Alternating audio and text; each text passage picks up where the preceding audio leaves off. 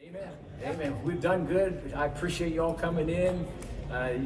What you're doing is you're helping the Ukrainian people. Our food is promised to go to Poland for the Ukrainians that come into Poland to get it. The reason it doesn't go directly into Ukraine is because the first time we tried that, it got stolen. And so we said that's not going to happen again.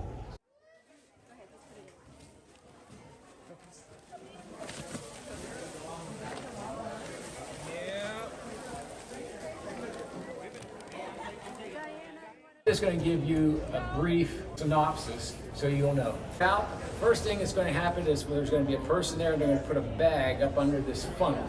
And then the person who's doing the vitamins will throw a pack of vitamins in. The next person's going to have a tablespoon of dehydrated vegetables. They'll put that in. Then the next one is going to use a cup of soy. It goes in, but the cup of rice goes in last.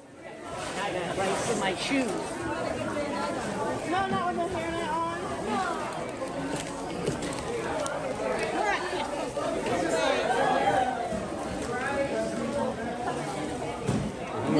Take it off and then put it on a scale.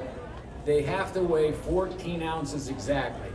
And then they'll take that bag, get all the air out, and lay it on its side, keeping it sealed, and then they'll actually seal it with an iron.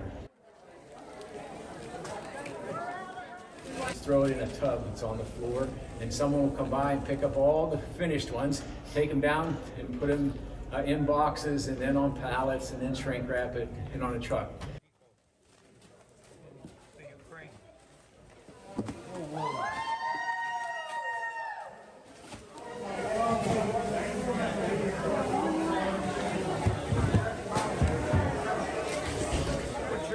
I cannot express my gratitude to all of you enough for what you are doing. It's not just for New Life Christian Church, it's for people in another country that are in a situation that they never asked for, and it's out of their control. And so we're going to, let's pray. Father, thank you so much. We have just seen a tremendous amount of outpouring of love from Christian people just coming together on one day under one roof for one goal, and that is to help people to be able to have a meal when they're fleeing their country.